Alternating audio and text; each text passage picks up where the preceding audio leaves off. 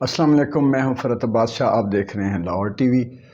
جنگ اب اعصاب سے نکل کر، یعنی اعصابی جنگ سے نکل کر یہ جو مارکہ ہے اب مسلز کی جنگ تک آ پہنچا ہے، اور یہ ایک فطری عمل ہے، یہ انقلاب کا یا تبدیلی کا یا کسی طرح کی بھی چینج جو ہوتی ہے ریاستوں میں، ملکوں میں، قوموں کے نصیبوں میں، وہ یہ ضرور ہوتا ہے اگر تو آپ کوئی بھی اس میں سے، چاہے وہ ریاست ہو، وہ سچی ہے، اور ریاست تو سچی ہوتی ہے، میں سمجھتا ہوں کہ ریاست پر جو حکمران اس وقت موجود ہوتے ہیں، اگر تو وہ حق کے راستے پر ہیں اور ریاست کے لیے مخلص ہیں تو وہ بھی مسلز دکھاتے ہیں، اور آگے سے ان کو اگر مزاحمت ہو، اور اگر عوام جو ہے ان کے حقوق پورے نہ کیے جا رہے ہوں اور عوام تنگ ہو، اور وہاں سے کوئی انقلابی سوچ کے حامل لیڈرشپ جو ہے وہ باہر آئے، تو وہ پھر دونوں کے درمیان بہرحال ایک ٹکراؤ کی پوزیشن ضرور آتی ہے،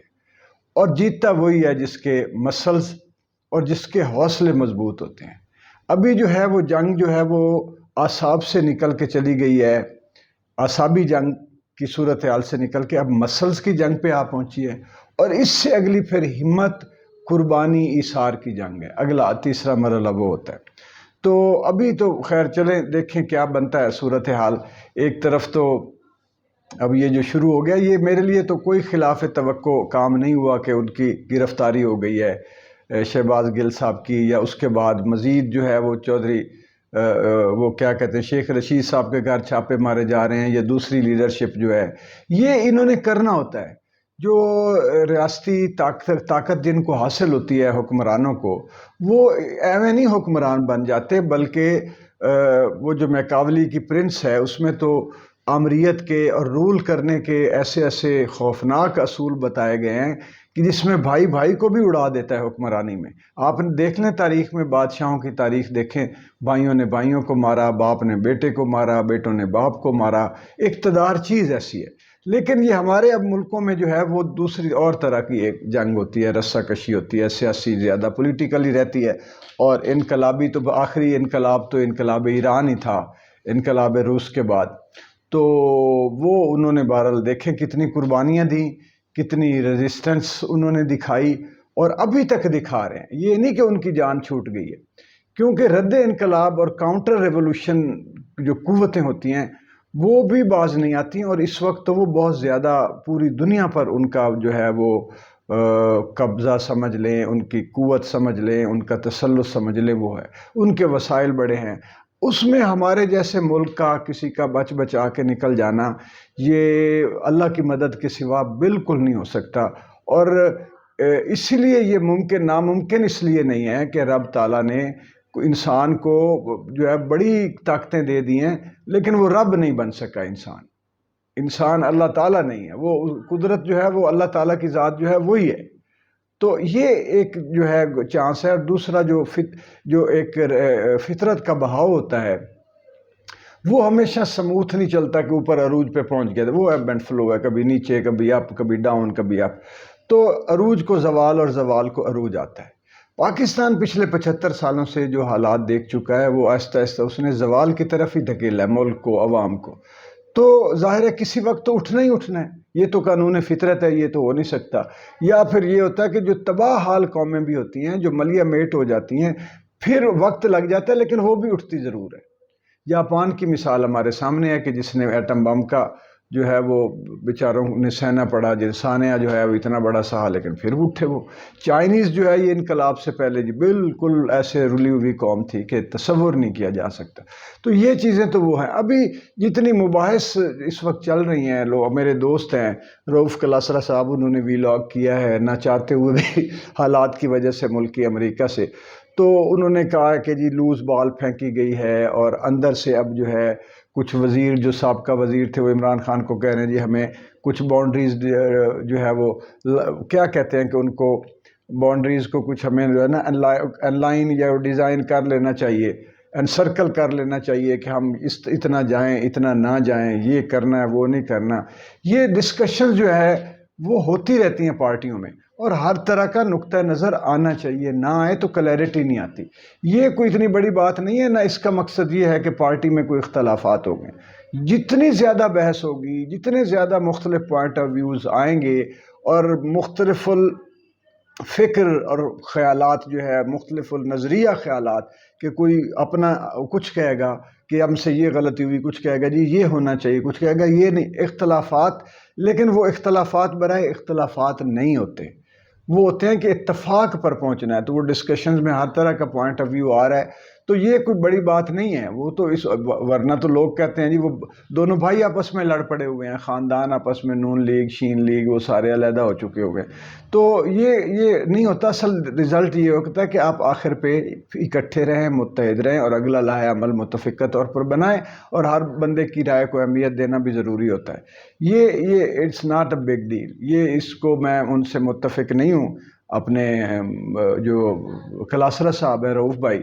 تو یہ دوسری بات یہ ہے کہ آپ یہ سوچیں کہ انہوں نے جو پوائنٹ آف ویو کیا جی کہ یہ ساتھ بیٹھیں، پاس بیٹھیں، یہ ایک دو یہ کریں وہ کریں، وہ اس وقت جو ہے وہ اسٹیبلشمنٹ یہ سوچ رہی ہے، نون لیگ کی سوچ یہ ہے، وہ ذرا پیچھے ہٹے، وہ آگے ہے، وہ سارا سینیریو جو بنا رہے ہیں وہ ہے ایک لوکل پولیٹیکل سینیریو جو کہ حسب سابق پچھلے زمانوں میں بھی چلتا رہا ہے۔ اس وقت میں حیران ہوں کہ لوگوں نے، جو ہمارے دوست ہیں کچھ رؤوف صاحب جیسے بھائی جیسے، اور کچھ جو ہمیں پسند بھی نہیں ہیں، وہ بالکل، وہ تو میں ان کو سمجھتا ہوں کہ جو کرپٹ لوگ ہیں یا بددیانت ہیں، جو صحافت میں بس پیسے لے کر آ گئے ہیں، یا دھڑے بندی ہے، یا ذاتی مخاصمت کے تحت مخالفت یا حمایت کرتے ہیں، وہ الگ ہے۔ لیکن رؤوف صاحب تو جو ہے وہ انتہائی دیانتدار صحافی، میں کہتا ہوں کہ ملک میں اگر 2 4 10 ہیں تو ان میں بھی سرکرد ہے، اور بڑا وہ احتیاط سے بھی بات کرتے ہیں، کسی کی وہ خدا نخواستہ کبھی بھی تضحیک نہیں کرتے، کسی پر وہ پرسنل ہٹ نہیں کرتے، ایک شاندار شخصیت ہے۔ لیکن چونکہ میرا خیال ہے یا وہ یہ کہنا نہیں چاہتے ہوں گے اس طرف، یا وہ بات کو جو ہے وہ اس طرح سمجھ نہیں پا رہے، کہ آپ یہ سمجھنا ضروری ہے کہ عوام کو کیوں مائنس کیا جا رہا ہے ساری ڈسکشن میں، کہ اسٹیبلشمنٹ یہ چاہتی ہے، اس پر غداری کا پرچہ ہو گیا، انہوں نے بولنا نہیں چاہیے تھا، اب یہ نون لیگ ایک سٹیپ فارورڈ آ گئی ہے، حکومت جو ہے وہ یہ کرے گی، اس میں پی ٹی آئی نے یہ کر دیا، اب پی ٹی آئی کو یہ کرنا چاہیے تھا، عوام مائنس کر دیتے ہیں۔ یقین کریں کہ عوام کے حالات جو اس وقت ہیں ان کو مائنس کرنا جو ہے اس سے بڑا ظلم کوئی نہیں۔ اور عمران خان کیا کہتا ہے؟ عمران خان کہتا ہے الیکشن کرا دو۔ اس نے تو یہ بھی اب کہنا چھوڑ دیا کہ میرے ساتھ آپ لوگوں نے کیا کیا، چلتی ہوئی حکومت کو گرا دیا، جو گروتھ کتنا وہ کھپتا رہا ہے عمران خان، کہ بھائی میں نے یہ کیا، گروتھ تھی، یہ پھر یہی کہتے ہیں جی وہی جو حکومت، پچھلی حکومت یہ کر گئی، پچھلی حکومت کو یہ کر گئی، وہ بھگتنا، وہ اپنے اس طوطے والی رٹ سے باہر ہی نہیں آتے۔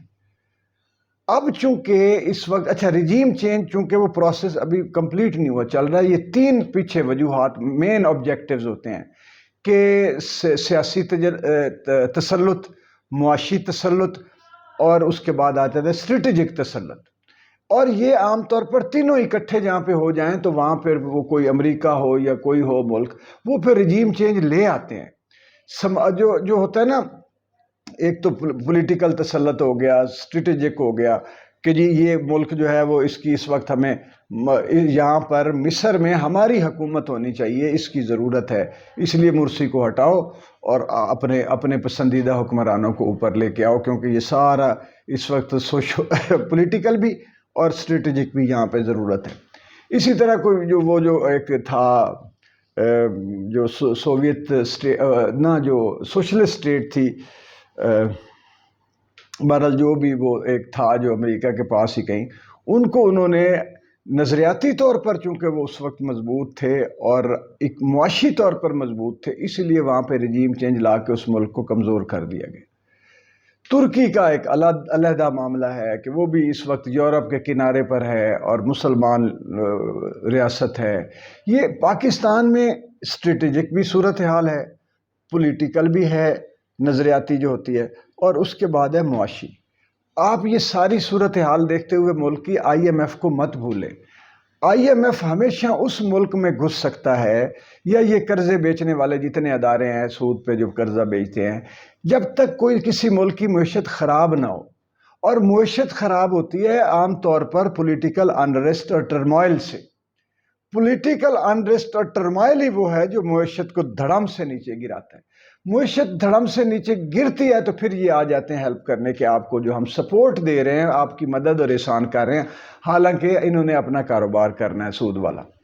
تو یہ آپ جتنے ملک اٹھا کے دیکھ لیں کہ جو بھی جس کی معیشت گری ہے، جہاں پہ جنگ ہوئی ہے، کہیں دہشت گردی ہوئی ہے، کہیں کوئی سیاسی پولیٹیکل انریسٹ ہوا ہے، ٹرمائل ہوا ہے، جو بھی ہوا ہے، اس کے بعد اس کی معیشت نیچے گئی. اب ساتھ ہی یہ ادارے پہنچ گئے ہیں جی کہ ساڑی شے خرید لو، انہوں نے کیا گاہک لب گیا.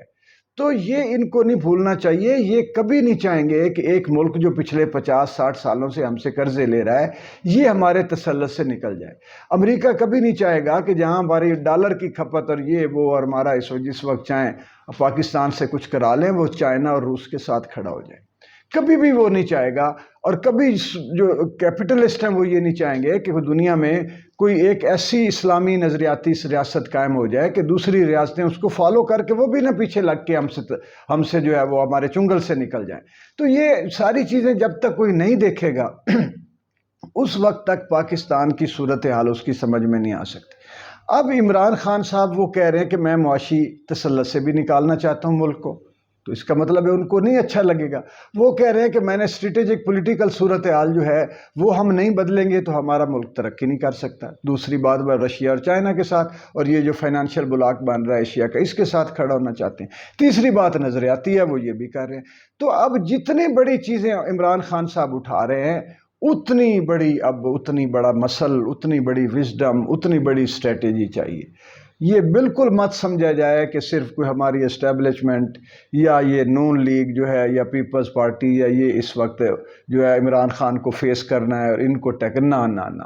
اس وقت دنیا کی وہ تمام قوتیں عمران خان کو فیس کرنا پڑیں گی جو نظریہ نہیں چاہتی، جو پولیٹیکل استحکام نہیں چاہتی، جو معاشی استحکام نہیں چاہتی. وہ ایسی ساری قوتیں جو ہے وہ عمران خان کو اس سے ٹکرانا پڑے گا. اور اللہ کی ذات پر جتنا عمران خان کا یقین ہے، آج نہیں تو کل ٹکرائیں گے، پرسوں ٹکرائیں گے، ترسوں ٹکرائیں گے. اور یہ بات بھی غلط ہے کہ جی فوج کے اس پہ پکڑا جا. فوج کو ہماری کو کسی کی جرت نہیں ہے، نہ ہم میں سے نہ باہر میں. سچی بات کہ فوج کو کوئی برا بھلا کہے، یہ جو کرائے کے ہیں نا، یہ بھی انہی کے ہیں. اچھا میں آپ کو یہ بھی بتا دوں، فوج کو برا بھلا کہنے والے بھی ان کے ہیں جو چاہتے ہیں کہ عوام اور فوج میں دوری رہے اور یہ کمزور ہو جائے ملک. وہ بھی انہی کی طرف سے بندے آتے ہیں دانشور سارے، اور وہ آ کے اس طرح کی وہ جو ہے وہ کیمپینز چلا جاتے ہیں، ہمارے لوگوں کو انوالو کر جاتے ہیں.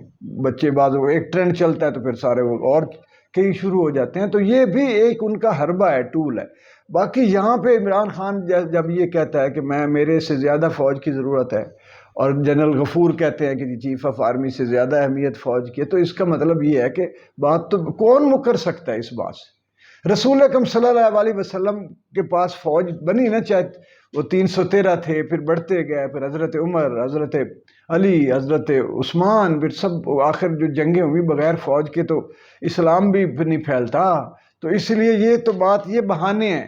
یہ ان نون لیگیوں کی کوشش ہے کہ لوگوں کو ترانے ترونے کے لیے یہ کوئی، اب یہ جتنی کیمپین چلی ہے جی، کیا 2-4 بچوں کے علاوہ کسی نے کوئی جرت ہی نہیں. اور پھر شہداء کے حوالے سے وہ تو ہم تو یعنی کہ ایسے لگا ہے کہ ہمارے گھر کے اپنے بھائی بچے بیٹے ہمارے جو شہید ہوئے ہیں وہ ہیلی کاپٹر کے حادثے میں. تو یہ بات جو ہے نا وہ ایویں ہی ہے. یہ پولیٹیکل سٹنٹ ہے، اور ایک طرح کا وہ حکومت جو ہے اس کو یوز کر رہی ہے. وہ تو چاہتے بھی یہی ہیں کہ ان کے خلاف کوئی بڑے سے بڑا ایسا مقدمہ بنائیں کہ اس طرح جائیں سارے. تو یہ ان کا ایک ہتھ کنڈا ہے، لیکن مجھے لگتا ہے کہ انشاءاللہ وہ اس ہتھنڈے سے کوئی خوف زدہ نہیں ہوگا. دوسری یہ بات ہے کہ جب عوام جتنی تکلیف میں ہے اور یہ تو ادھر مڑ کے بھی نہیں دیکھ رہے، تو وہ تکلیف پھٹے گی ضرور. اور جب پھٹے گی تو سب کو اپنی اپنی اوقات یاد آ جائے گی. بہت شکریہ. لاہور ٹی وی کو، ہمارے چینل کو سبسکرائب کر لیں اور ویڈیو کو لائک اور شیئر ضرور کریں. Thank you.